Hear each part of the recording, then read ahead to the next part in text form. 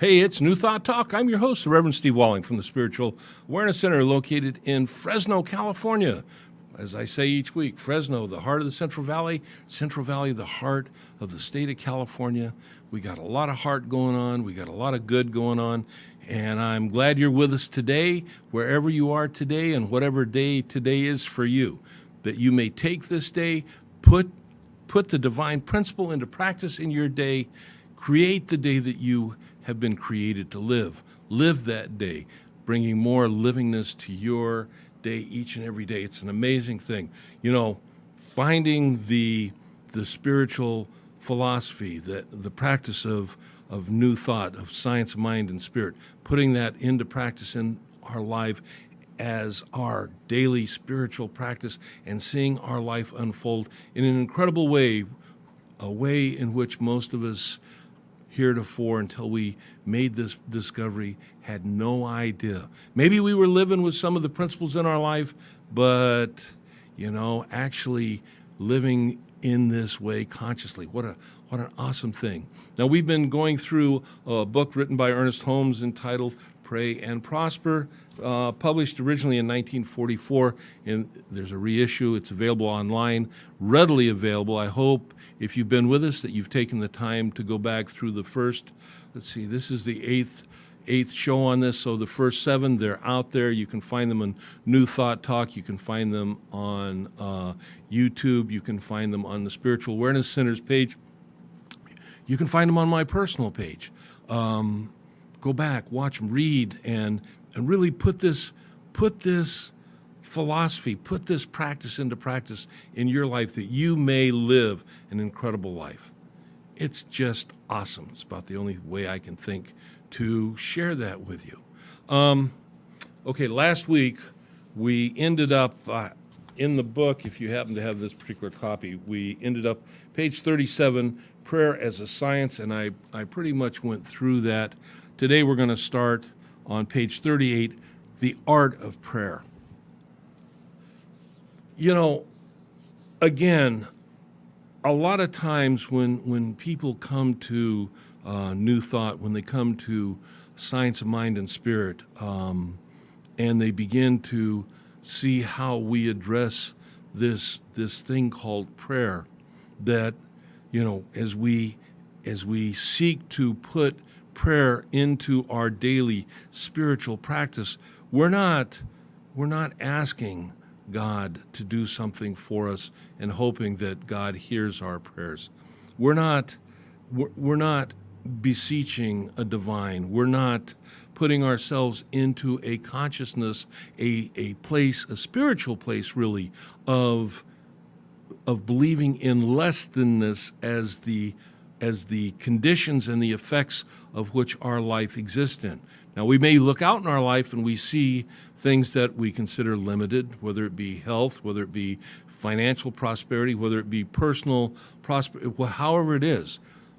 When we begin to realize that there is no such thing as limitless in the world, that there is no such thing as true poverty in the world, when we know to go to our source, to the source of all that is, to the creativeness from which all that creation has been created from, it's still there. He's still there. She's still there.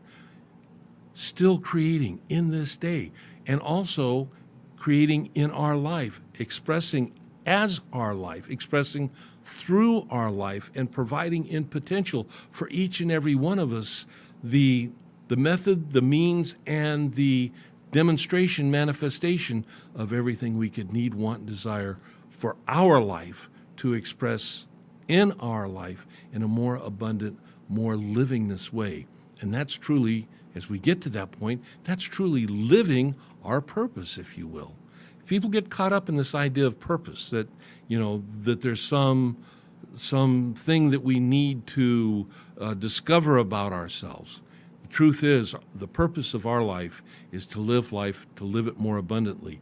And as we start down that journey, as we begin to seek within ourselves the truth of who we are, things begin to unfold for us. The teacher, the master teacher, told us many years ago that we are to go into that secret place of the Most High, and there, within ourselves, where the divine lives, where God lives, the kingdom of heaven exists. There is where we begin to state the truth of who we are, the purpose of who we are, in such a way that as we state this purpose, as we state this truth, we state it with a knowingness that it is in effect already accomplished. It is already so. And so as we get to this point, we also reach that point where the master teacher, where Jesus said, it's done unto us as we believe. Well, we look in our life and we say, well, I don't necessarily believe all this stuff that I'm having to deal with in my life. That's not exactly the truth. What is the truth is we have been hardwired to look out into society and to accept that as reality. In truth, that's only a condition, in effect, and it was created, and what has been created by the Creator can be dissolved and recreated. That's the power of prayer. That's why when Dr. Holmes wrote this little book called Pray and Prosper, that's what he wanted to address. This book was not necessarily written for a newcomer to this philosophy, but was written for people that had been practicing it in their own lives and wanting to practice it at a higher level, a more in-depth level, a more embodied level, a more totality of beingness level. And that's our journey, and that's what we do. So the idea of prayer as art, well, we all have individually, we all have some idea of art, whether we're associated or understand like the so-called great masters going back in the day, or whether we're looking at art of a more modern, current production, if you will. And there's a big spread between that. But there's one thing that's common, regardless of where you're at when you are looking at this thing called art, and that could even just be your artistic take on what's going on in the world around you at a given point in time. But when we look at that, there's there's just one thing that's involved within ourselves, but also within the artist who created it, and that is feeling.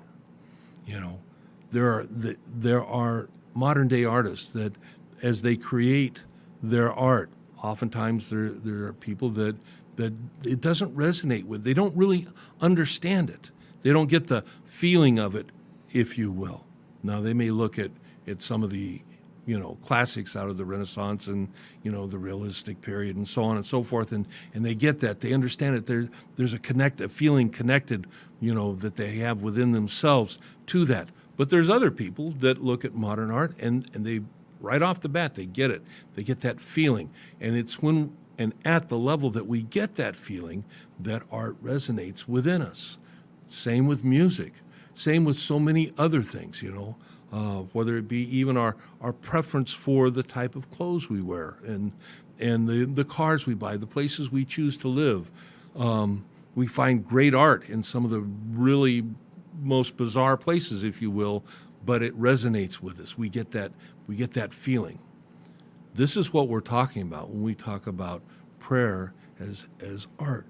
One of the things that we've also talked about as we've gone through this, that this is very personal to each and every one of us, that as we seek to embody and utilize this thing that we call prayer, affirmative prayer, put it into practice in our lives with an expectation, intention and expectation to see it demonstrated in our life, that we have to bring to it, one, it's done for ourselves, and two, we have to bring that inner feeling. And the feeling is that feeling as if it is already so, it has already happened. So when we begin to read what Holmes is talking about, this art of prayer, that's kind of our starting point. So let's see what he says here. He says, prayer is more than an intellectual petition. It is a thing of feeling, a creative act. Just as an artist feels beauty rather than sees it, so we feel the divine presence as warmth, color, and life, ever responding to us. Okay, I'll go back here. The artist, just as an artist feels beauty rather than sees it, so we feel the divine presence. And we see it, we feel it as a creative act. We've talked about in earlier shows that we are created in the image, in the likeness, in other words, in the nature of divine principle, of first cause, of source, of God. Being created in that nature, by the nature of what has created us, and we express that nature in our life, we are being creative. Our petition doesn't amount to anything because our petition is recognizing there's lack and limitation. But when we speak our word with confidence, with belief, knowing that as we speak our word, that there is a law that responds, that is the ultimate of creative act and action in our life. When we look at conditions and we say, regardless of what those conditions are, regardless of what those effects are, we have a bigger God. And when we go into the secret place of the Most High, that within ourselves, and we speak our word, it is a creative act that is tapping into the creative infiniteness, if you will, of all that is. We're going to take that point to take our first break, and I'll see you when we come back.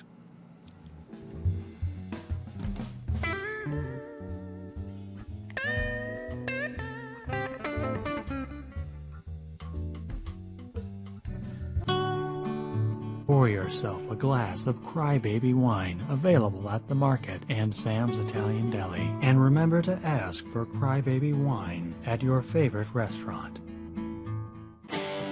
Call Peachy's Catering for all your special occasions. Available to cook any variety of foods and desserts that will leave your taste buds wanting more. Call 559-558-2682 and follow Peachy's on Instagram and Facebook. Hi, I'm the host of New Thought Talk, Reverend Steve Walling, and I want to take a moment today and give you an opportunity to support our ministry, support our show. You can do that through a PayPal payment. You send the payment through PayPal to the email address of Madera, MADERASAC @gmail.com. If you don't have a PayPal account, you can go down below the link and you can find where you can enter a debit or credit card. I want to thank those that have supported us and those that will continue to support us. You have a great day. Bye. Are you or a member of your family beginning to show early signs of forgetfulness that may be Alzheimer's or dementia? The only way to be sure is through an expensive brain scan. Dr. Parminder Bhatia of the Neuropain Medical Center is helping in a clinical trial for those with memory problems, dementia, or mild Alzheimer's disease. Those accepted into the trial will have all costs paid for, from diagnosis to evaluations and trial medicine. There is no cost for those who are accepted in the trial, and there may even be some compensation for the patient's time and travel. For more information, call 559-437-9700, extension 310, and visit neuropain.com.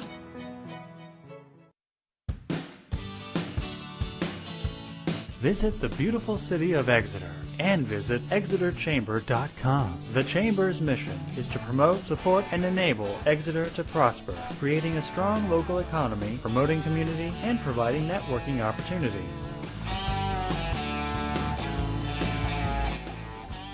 Follow the Chamber on Facebook and Twitter, or give the Chamber a call at 559-592-2919.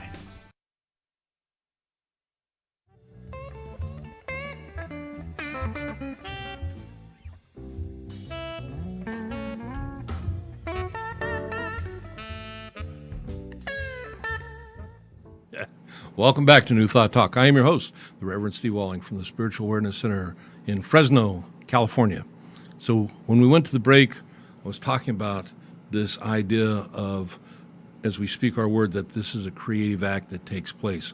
We're going to move forward with what Holmes says. I'm going to build on this a little bit.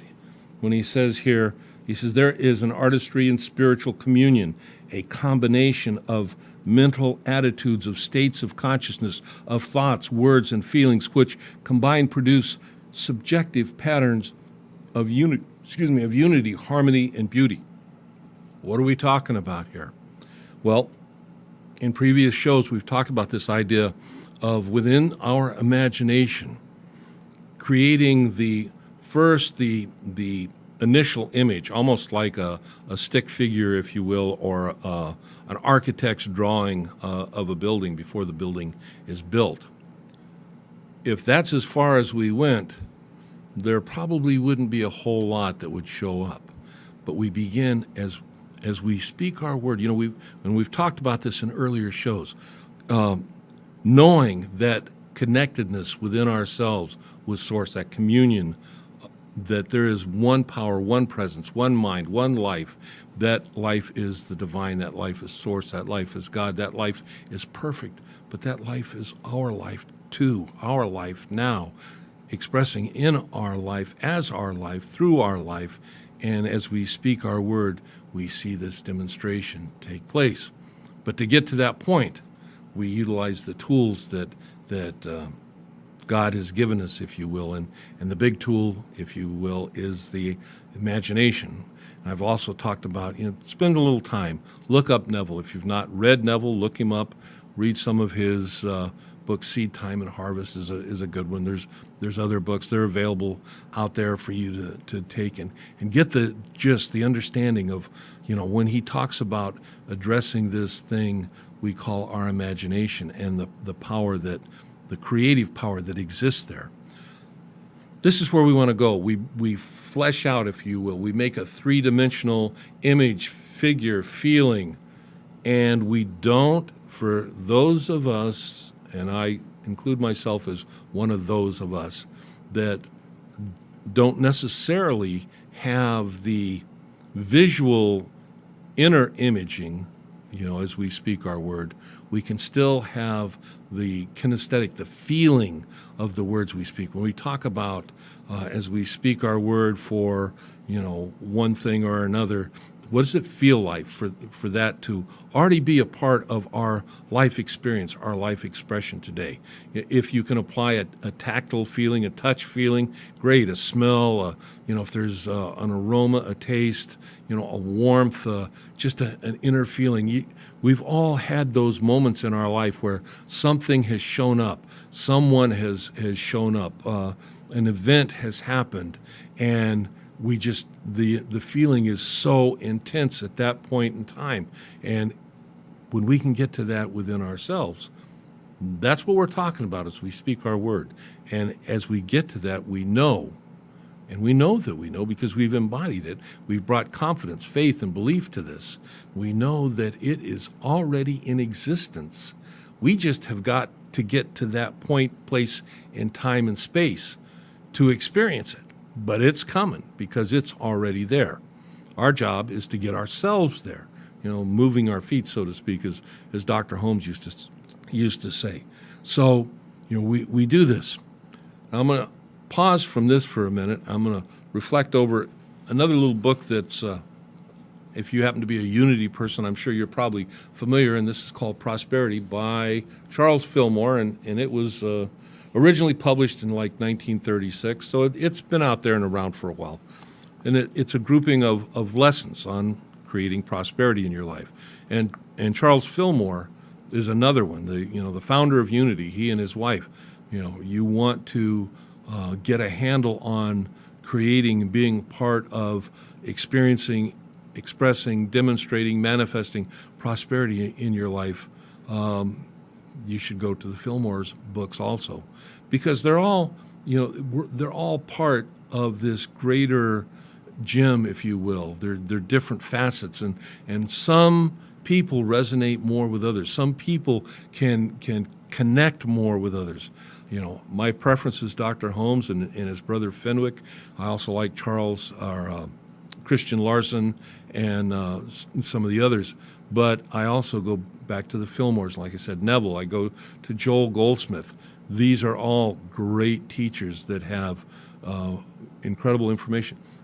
Another person that, some people tend to turn their backs on because there's certain feelings out there, and that's Mary Baker Eddy's book that is the, basically the textbook for Christian Science. I believe it's titled Science and Health or Health and Science, one or the other. And if you happen to be a religious science person, science, mind, and spirit, and you read a lot of Ernest Holmes, Holmes was a great admirer of Mrs. Eddy, and he had a really good understanding of what she had in that book. And it doesn't mean that he necessarily agreed with everything, but it's another good resource.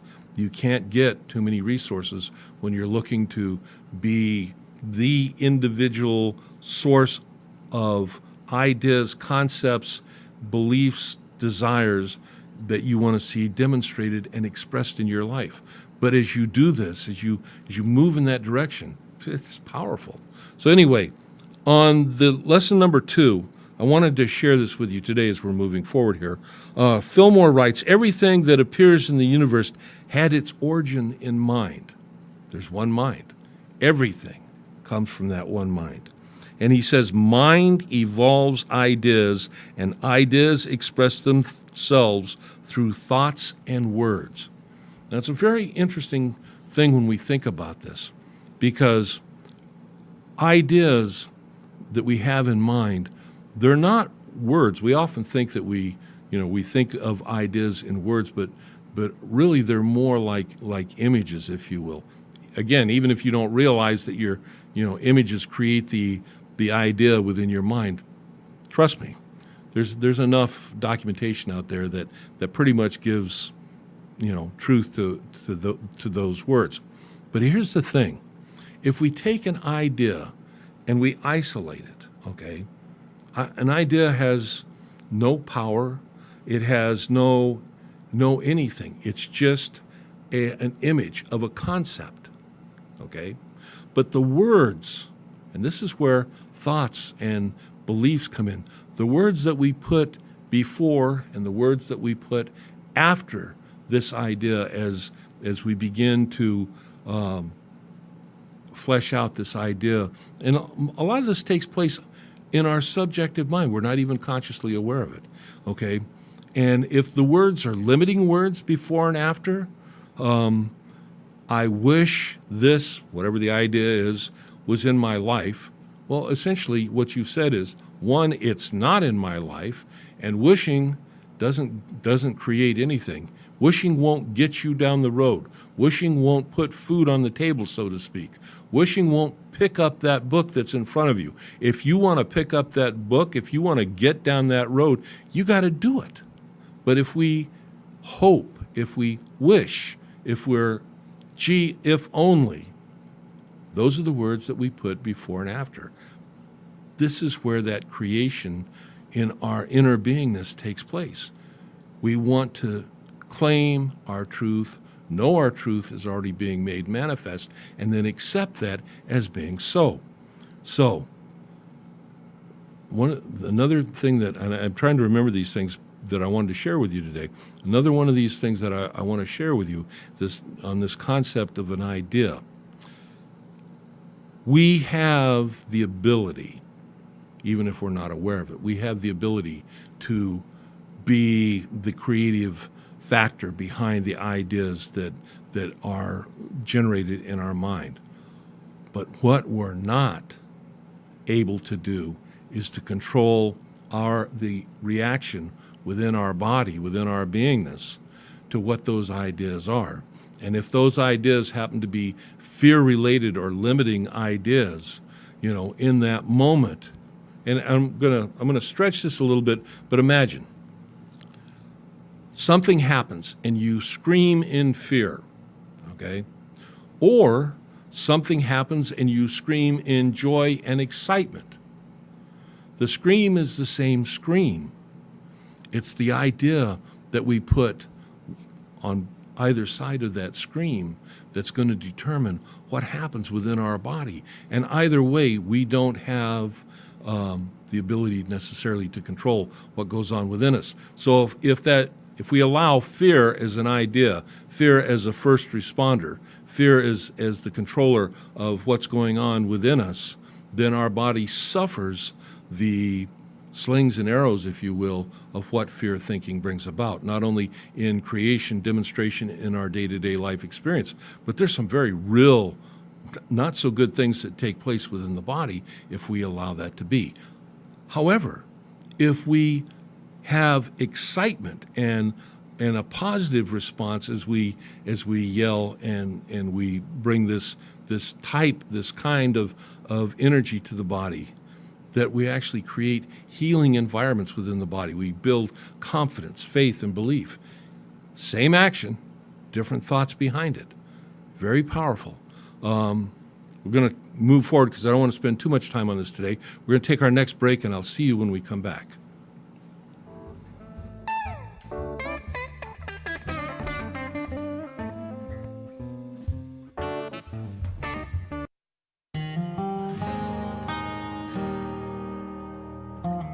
With Organic Pastures Raw Milk, you're getting a product that has been meticulously managed from grass to glass. From our pastures to our dairy, creamery, and distribution, we work hard to produce a product that is safe and clean for you.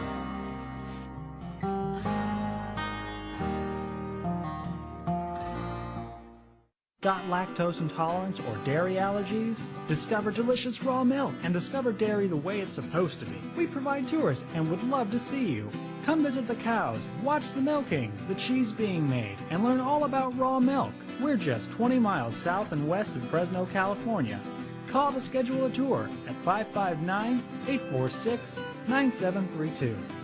The Saga of Bridget and Amanda by Carol Love Forbes brings to life the struggles of historical women in early America. Find the Saga of Bridget and Amanda on Amazon and Barnes & Noble and order your copy today. You enter this door with expired tags. Beyond is another dimension, a dimension of regulations, a dimension of long waits. You have reached the registration zone. What looks like an ordinary shop is actually Mitchell Smog, located in the heart of the Tower District, a few minutes from the DMV. Mitchell Smog offers your vehicle a STAR-certified smog inspection. So remember Mitchell Smog when you need to pass through the registration zone. Christy Majors is your local real estate connection. With a solid, hardworking team, traditional listings, short sales, probate listings, and foreclosures are treated in a personal and caring way. and close in a timely fashion. Since 2009, Team Majors has closed more than $75 million worth of homes all over California. Reliable and trustworthy, Christy and her team will go the extra mile for every client, whether selling or buying a home. So give Team Majors a call at 559-464-5606 or visit teammajors.com. After a tough day at the track, cleaning up can be a time-consuming task. That's why we use Extreme Cleaner, the non-toxic, biodegradable, multi-purpose cleaner and degreaser. Extreme Cleaner cuts through even the toughest of grease and grime. Fast. Great for cleaning tools and work surfaces. Extreme Cleaner. Tough on grime, safe on the environment.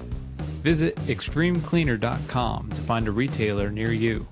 When you experience flooding in your home, you need to call Clean Master Emergency Flood Service at 559-213-9430. After soaking in water for only 45 minutes, carpet starts to come apart. Clean Master Emergency Flood Service can help, and not just with carpet repair. They also offer carpet cleaning, upholstery cleaning, carpet installation, and more. Call Clean Master Emergency Flood Service, and they'll be there in 60 minutes. Call 559-213-9430.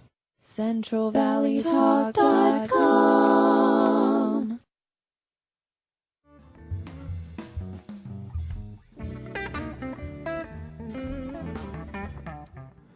Welcome back to New Thought Talk. I'm your host, the Reverend Steve Walling from Spiritual Awareness Center in Fresno, California. Okay, finishing up this section here, I want to just touch on one last thing. Holmes tells us, he says, prayer is both an art and a science. Scientifically, it has form. Artistically, it has color, feeling, conviction. In other words, scientifically, because there is a science to prayer that we lay out, that it has an intellectual component, if you will. However, that's only part of it. The other part of it is the artistic, the filling out, the creative part that we bring to it, the realization part. And it's important that we know that within ourselves, that we practice that, because like I've said many times, this is a skill that we can improve on. And it's a skill that as we go through life and life will come at us at the speed of life, we want to be prepared at all times. Prepared knowing that we have a bigger God, prepared knowing that God is ever available to us, prepared knowing that as we speak our word with conviction, belief, and faith, that there is a law that responds, and it always responds. I mean, that's kind of an awesome thing to think about, okay? But that's only one part of the equation, if you will. The other part is what he has in this next section, what he calls prayer of acceptance. And we've talked about this also a little bit. We are not necessarily great receivers in our life. You know, we've grown up with the idea that God blesses a good giver. You know, it's better to give than receive.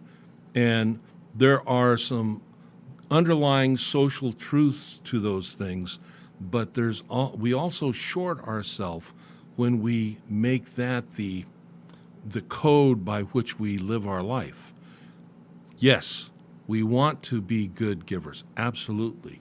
Yes, we want to experience life out there being of service in so many areas, in so many different ways, depending on who and what we are individually. However, we also need to be good receivers. We have to be willing to step up and accept God's good and not go, well, I'm not worthy of that. We'll just wipe that off the map. We don't want to be tied up in those kind of ideas, although some of us, we truth be told, that's kind of where we're at. But as we start our journey, as we begin to see a bigger God in our life, then we have to begin to accept a greater good in our life.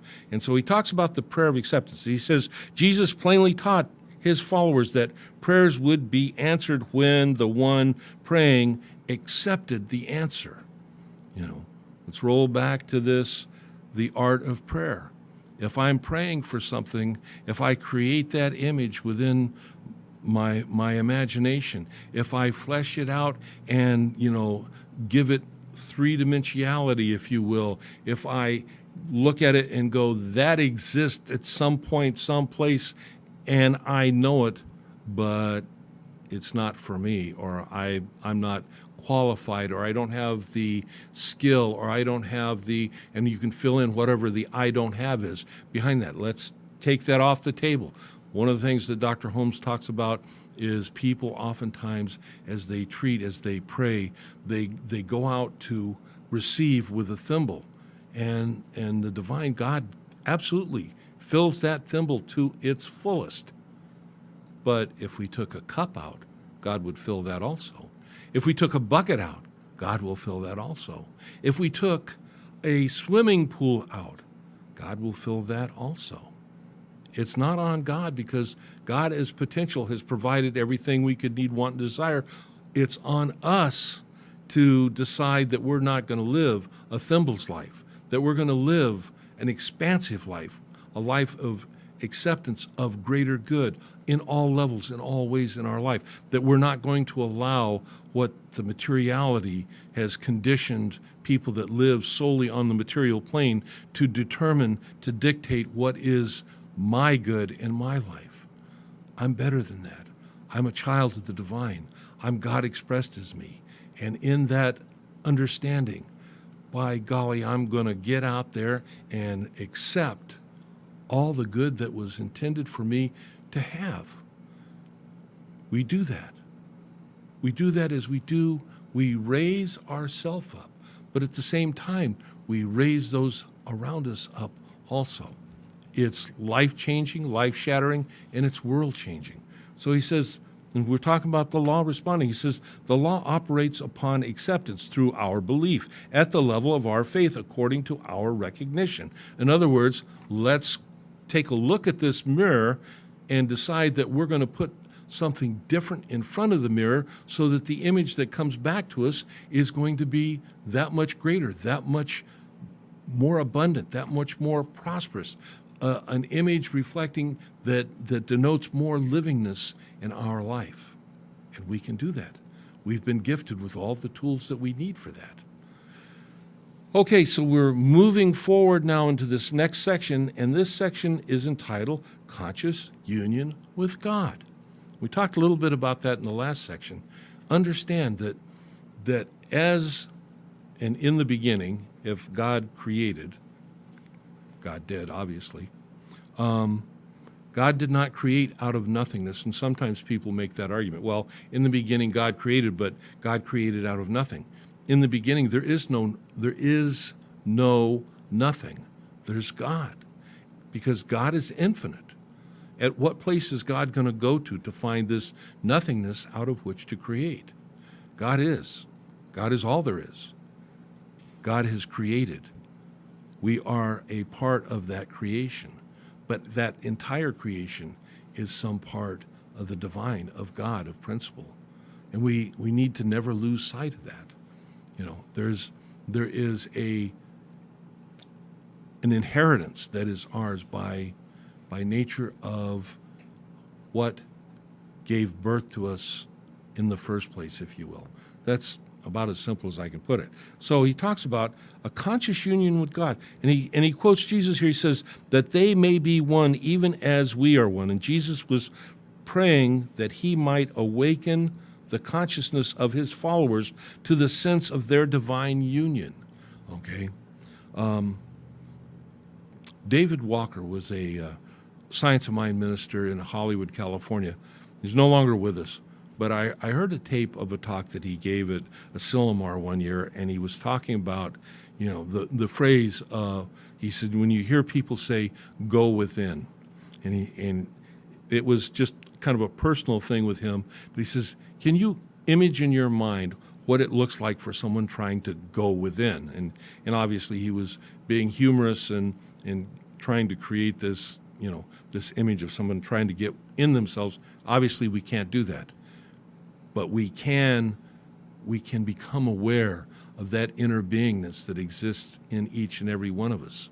And as we do that, as we increase our awareness, as we seek to experience a greater degree of that awareness in our day-to-day life experience, we begin to recognize that which exists there. And that's, as we do this, that light within us, that energy within us, God within us, Christ within us, life within us, whatever you want to call it, however you can relate to it, it's there and it sits and it awaits our finding it, if you will. You know, that idea of the prodigal son or daughter returning to their father's home. And our Father's home is not someplace anywhere outside of us. It exists within our beingness. And we get there when we quiet the mind. You know, the idea of taking time every day to meditate was not necessarily real popular in the West for many, many years. But if you read even the early pioneers of New Thought all talk about spending that time, you know, finding that within themselves. And as they taught their students, that's one of the things they taught. Later on, the advent of the 60s and what went on in the U.S. at that time, you know, the Maharishi and my transcendental meditation, but there were other individuals. Alan Watts was out there, and he was teaching, and various other spiritual teachers were talking about and teaching about this thing called meditation. Today, science is finally becoming aware of the power of meditation, what it does to us on so many levels that have nothing to do with our spiritual nature, our spiritual being, our spiritual expression, but physiologically, physically, psychologically, okay? And from the psychological side, we get down into the spiritual beingness. Take time every day. Quiet the mind. Quiet the mind. Become mindful of what's taking place within you. Seek to, in stillness, allow, and just allow what is there to be there, and to be aware of what that there is for you. So he says here, the oneness of all life is the pivotal point around which all spiritual meditation should revolve. I am the vine, ye are the branches. This I am, which is within us, is God, Holmes says, okay? It's the living Spirit Almighty branching out through us into self-expression. The tree of life flourishes in our experience, and he goes on to express this in various ways. We are purposed to live our life and to live it at higher, greater, more abundant levels of livingness, okay?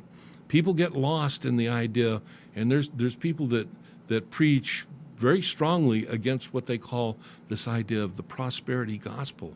Well, there is a consciousness that some people, as they seek to express prosperity in their life, that's not necessarily life-affirming, if you will.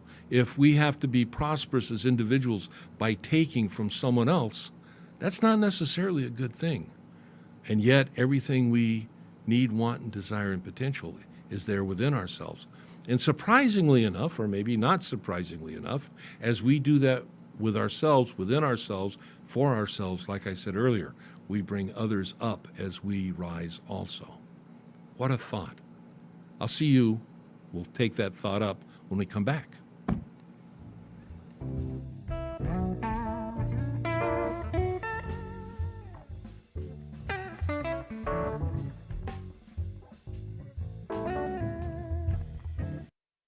Ghost Golf is Fresno's most spectacular family entertainment center. It's frightening how much fun you'll have on our 18-hole indoor haunted graveyard course. Skeletons welcome you, but watch out.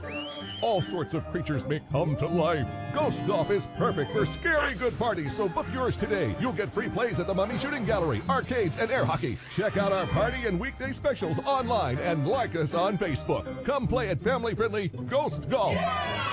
Good times will haunt you.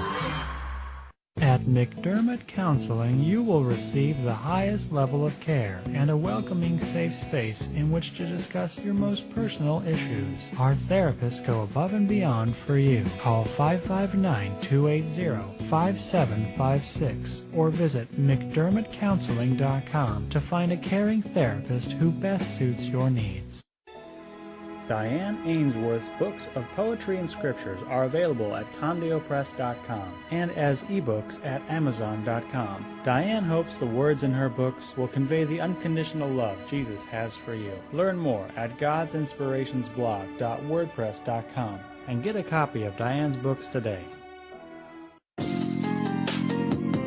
Hello everyone, my name is Miss G. I offer fun and affordable promotion and advertisement on my talk show. It is called Fresno Vibes. We talk, we play awesome music. I also feature a bunch of different bartenders from different places. I like to have restaurants. I like to have any event, any kind of fun stuff.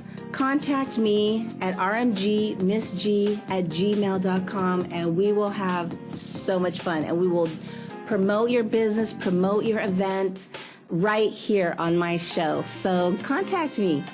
We'll have fun. Thank you.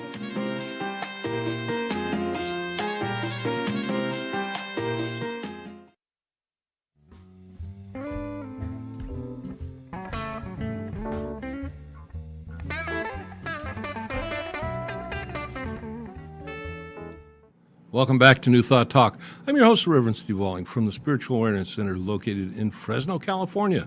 I hope you've been enjoying the show up to this point. Going to try and I'm not going to get as much done today. It's what I hope, but we'll get as much done as we get done.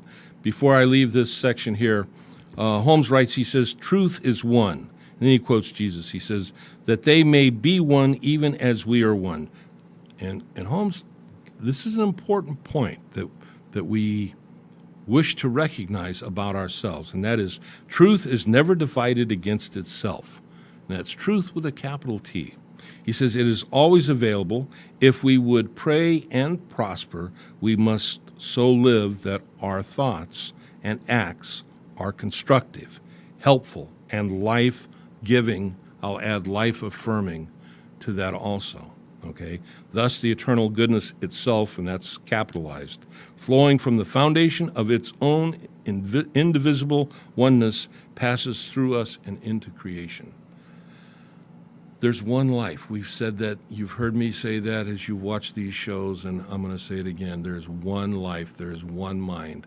That life, that mind is the divine. That's God. That's the Father, however you want to relate to that, the creative force, source of all it is. But there is just this one. And from this one, all that we know and understand as creation, experience, conditions, and so on, flows, okay? It flows in many different ways, but there's just a single source, a single expression, a single oneness. And because we are it expressing as us, it's like we have the special seating, if you will, in the game of life, our life specifically, where we can be right up front and we can not only watch the action, but we can control the action to an incredible extent. That's where we seek to be as we begin our spiritual journey. Okay, now, this next section, dominion over evil. Evil's one of those very uninteresting but interesting things that oftentimes I'm questioned on. People, the fallback position is that you have a force for good and you have a force for not good, what we'll call evil. And these two forces somehow are competing or are contesting against each other. Well, that would be okay if we had a split universe, if you will. But because we only have God, and God is infinite, source is infinite, spirit is infinite, and is life affirming, what we call good or love, there's no evil in there. And yet we experience this thing that we have given the name of evil to. Evil is a judgment that individuals make based on things that they see or hear about or experience. Now, I'm gonna get down on this a little bit heavier. We can look out into nature and we see a lot of things that is just nature doing what nature does. And I've shared this in the past, for example, the idea of the antelope and the lion. there was a couple years ago, there was a TV commercial, two little squirrels out in the middle of a road, and they move in front of a car, and, they cause the car to go off the road, and they shake hands and stuff. Well, sometimes they don't get off the car doesn't go off the road, and those little squirrels, they get squished. And we can look at that, and we can think how sad that is. And in truth, we can experience that sadness as part of our life experience. But when we do that, we realize that that's just nature happening, things happen, life happens, not a problem. When individuals do it, all of a sudden now then we can place some judgment on it, and we do. And although we're told that we shouldn't be judgmental, that doesn't mean that we shouldn't be able to look at something and make a decision as to whether that is life-affirming or non-life-affirming. In that non-life-affirming column, if you will, that's where so-called evil resides. We can never forget that we got to the point of consciousness, humanity that is, by an evolutionary process. During that process, we were part of that antelope, deer, lion, nature, whole thing. Nature took its course. Survival of the most, people think it's survival of the fittest. It's really not. It's survival of the most adaptable, and human beings happen to be the most adaptable of all organisms, and as a result, we were rewarded, if you will, by having conscious awareness of ourselves. As we have conscious awareness of ourselves, we also have awareness of what is ours. And if somebody takes something that is ours, we have the reaction response to that. And part of that reaction response is still rooted in those evolutionary forces within us. Our spiritual journey is to recognize that we are no longer subject to and make different choices and move beyond that. There's some people that do, there's some that don't. And there are people in the desire to be part of a greater whole will do things that as individuals maybe they wouldn't do. And there's a lot of literature in the psychology field that addresses those things. Carl Jung talks about the shadow within each of us, where at that point within us lives a response to things, a reaction to things that we would rather not look at. We would not claim that it is part of our being, maybe somebody else, but not us, when in truth, given the right conditions, those things will emerge, those actions will happen. And when they do, if we live at a level of awareness, we're shocked that would come from within who we are. We hold ourselves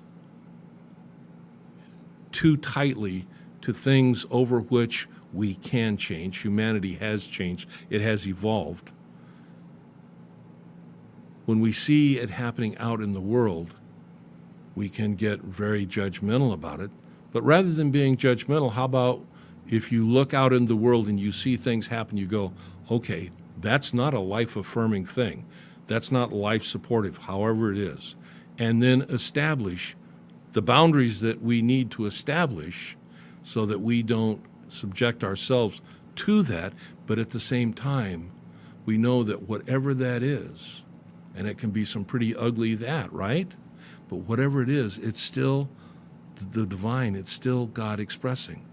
And that's the big lesson that, came out of when Jesus was teaching about these two things hang all the laws and the prophets, and that is love God with all that we are, but we love our neighbor as ourselves. And you've heard me talk about this. There's no exception to that, which means that ugliness out there is still to be loved, not the ugliness, but the individual. We establish boundaries to protect ourselves, our loved ones, others, society, whatever, from that ugliness. We refuse to accept that, to allow it to happen here, but we still love the individual.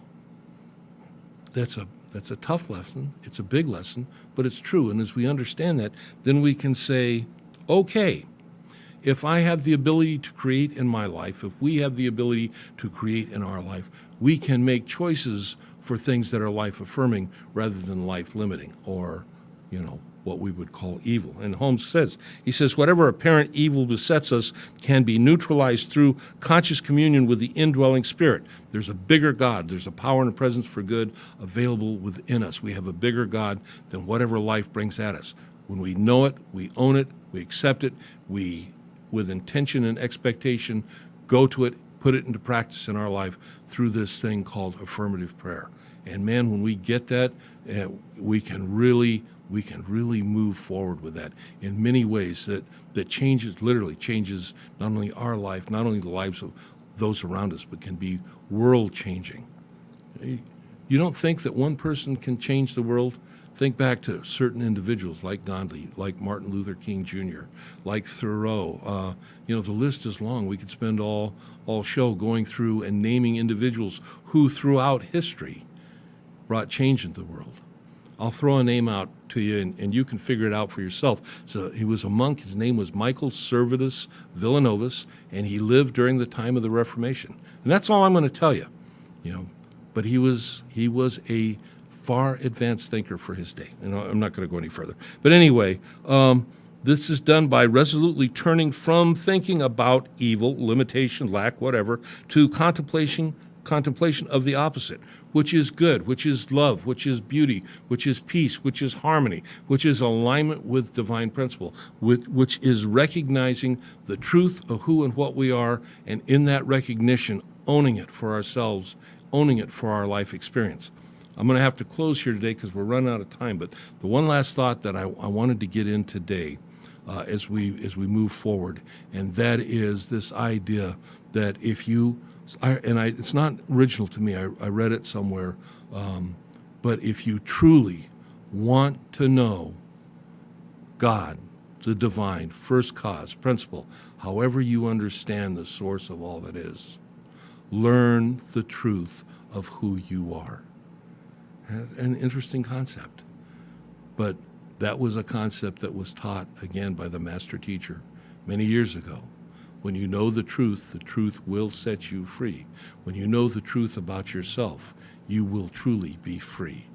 As we all know the truth about ourselves, we will create a consciousness, an experience, an expression of that freedom as what we call reality in this place we call life. There's one life. That life is God.